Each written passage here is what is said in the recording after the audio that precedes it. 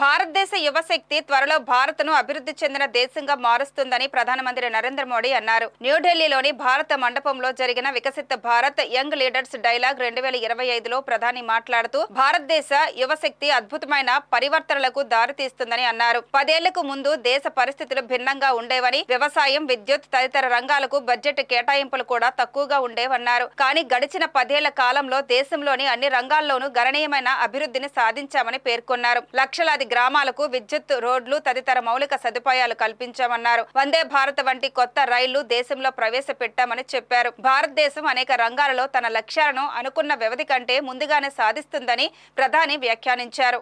जब हम बढ़ती हुई इकोनॉमी के आंकड़े की बात करते हैं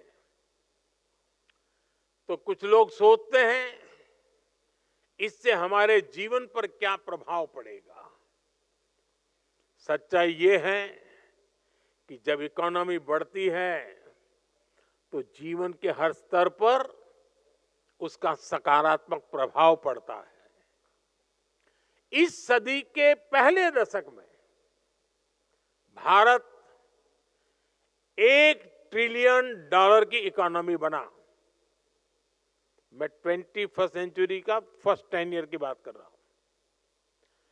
तब इकोनॉमी की साइज छोटी थी, इसलिए तब भारत का खेती का बजट कुछ हजार करोड़ रुपए था। भारत का इंफ्रास्ट्रक्चर बजट 1 लाख करोड़ रुपए से भी कम था। और उस समय देश की क्या स्थिति थी? उस समय ज्यादातर गांव सड़कों से वंचित थे, बिजली से वंचित थे, नेशनल हाईवे और रेलवे की स्थिति बहुत खराब थी। बिजली, पानी जैसी बुनियादी सुविधाओं से भारत का बहुत बड़ा हिस्सा वंचित था। साथियों, इसके कुछ समय बाद भारत $2 ट्रिलियन की इकोनॉमी बना।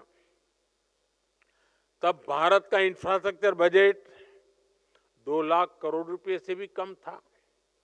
लेकिन रोड, रेल, एयरपोर्ट, नहरें, गरीबों के घर, स्कूल, अस्पताल, ये सब पहले के मुकाबले कुछ ज्यादा होने लगे।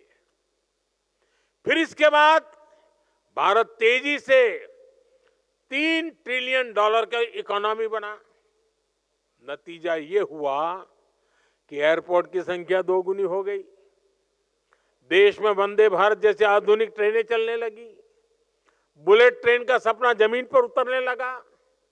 भारत ने दुनिया में सबसे तेज गति से 5G का रोल आउट किया। देश की हजारों ग्राम पंचायतों तक ब्रॉडबैंड इंटरनेट पहुंचने लगा। 3 लाख से अधिक गांवों तक सड़कें पहुंच गई।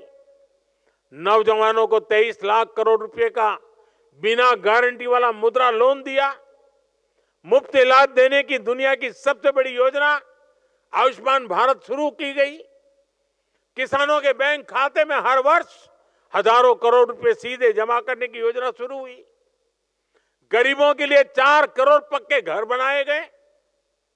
यानी अर्थव्यवस्था जितनी बड़ी होती गई उतना ही ज्यादा विकास के कार्यों ने गति पकड़ी।